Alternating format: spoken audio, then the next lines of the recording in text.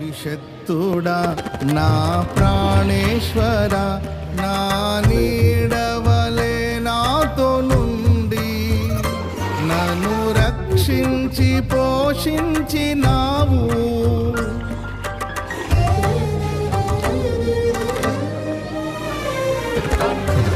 నేనెన్నడు నాకై ఆశించని నీ